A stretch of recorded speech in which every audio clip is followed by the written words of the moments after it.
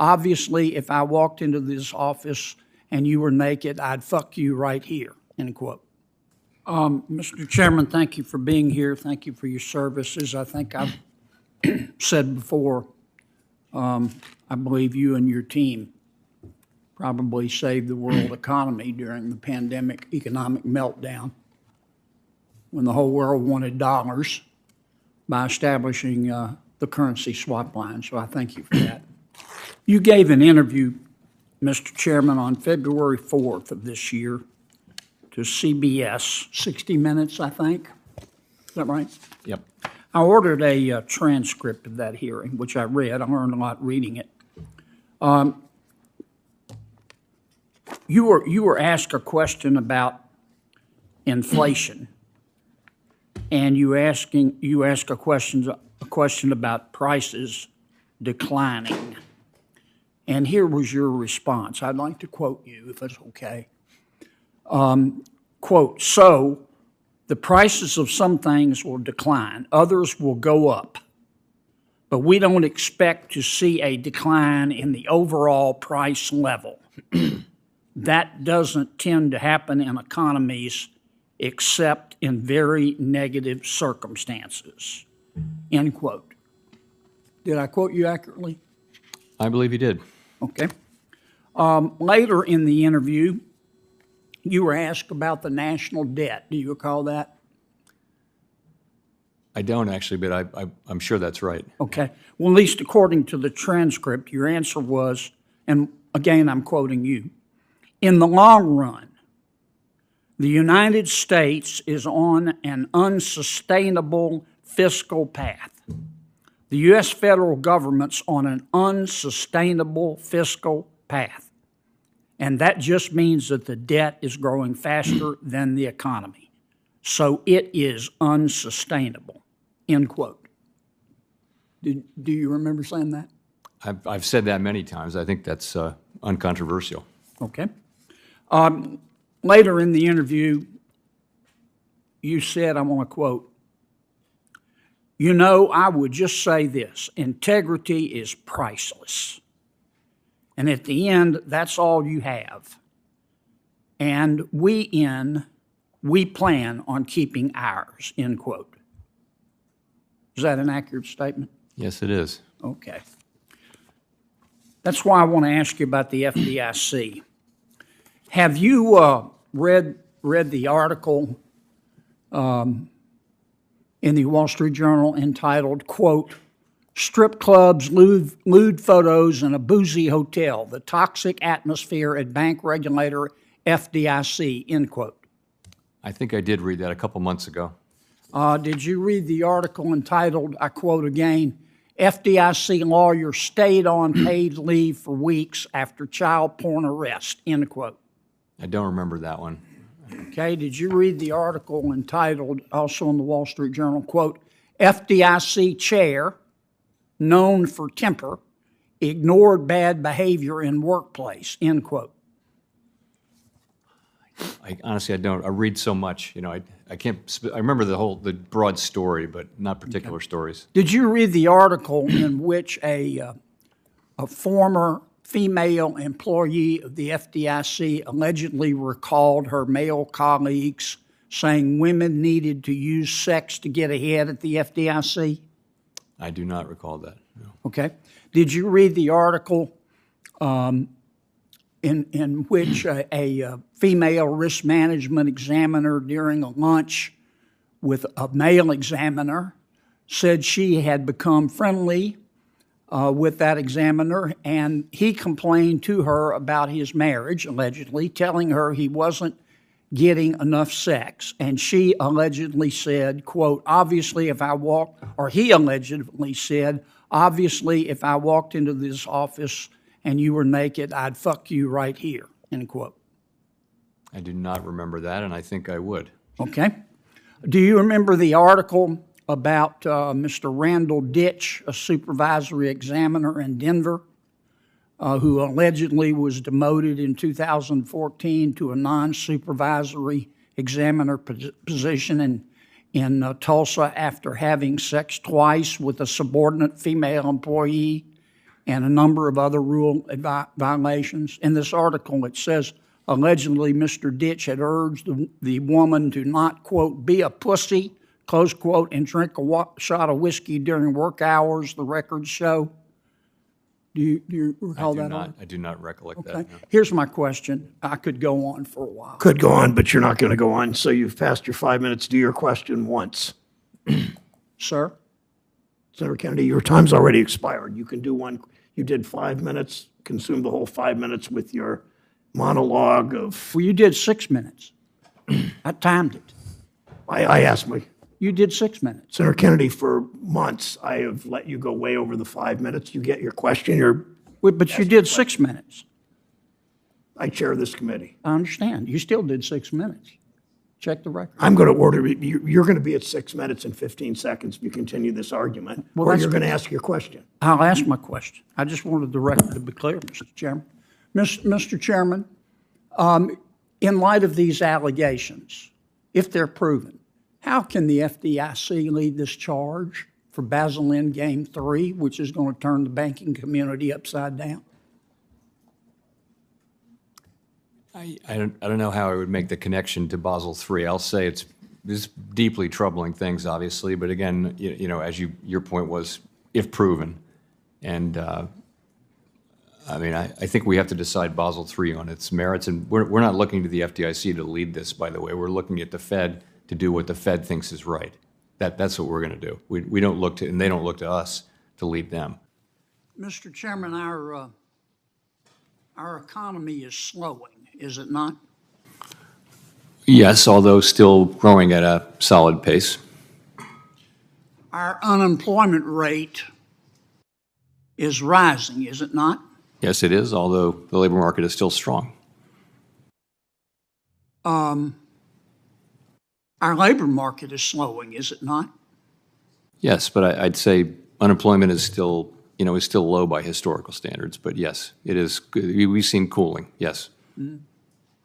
And I was looking at the recent jobs numbers. I know you've glanced at them too. About 3/4 of the net new jobs that were created in June were in government, healthcare, and social assistance. What does that tell you? So that's a concentration. You'd rather see broader job creation than that. Those three areas have, in some reports, they've been, as it was this time, they've been the predominant creators of jobs.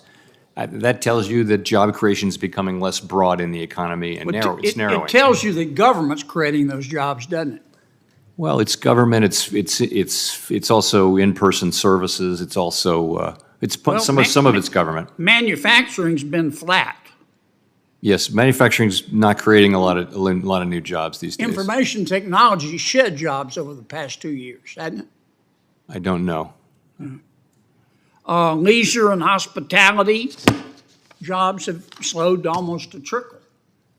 So that's a place where there was a desperate worker shortage, and they've done quite a bit of hiring, but they're catching up now. I mean, three-quarters of the jobs that are being created in our economy can be related directly or indirectly to our spending deficits, can't they? In this report, in this single report, I don't know that healthcare is really government spending. I mean, that's something people are Where do consuming. you think these hospitals get their money? They may get it, but I mean, people are not. The spending on healthcare is not necessarily directly related to deficits. Is my point. I would disagree with you. I mean, here's my point. We talk a lot about expectations in terms of inflation. How if we expect there to be inflation, we'll get inflation. It seems to me that consumer expectations play a bigger role in the economy than we cede to them. Most of our economy in America is consumer-driven, is it not? Yes, Unlike, say, China, which is manufacturing-driven. very much so. And I listened to you cite the statistics about the economy. But most Americans don't feel good about the economy, do they? No, and we don't tell people how to feel about the economy. I mean, isn't it a fact that most people, if you ask them to define Bidenomics, they would say that's easy. We get to pay more to live worse. I wouldn't touch You don't want to answer that a one. sentence with that word in it. Yeah. Yeah. I mean, we can pretty this up all I guess my point is, and I know you're going to do this anyway, but I'd be really careful with this economy. I mean, people just don't feel better off today. And one can marshal a persuasive argument that, well, you should, compared to Europe or compared to China, compared to Canada. But feelings are feelings. People don't feel good about this economy. And it's primarily because of inflation. Let me use my final 30 seconds to ask you. I listened to my good friend, the chairman, give his opening statement. Do you think inflation was caused by corporate greed? I hate to comment on something the chairman was speaking about. Oh, go ahead.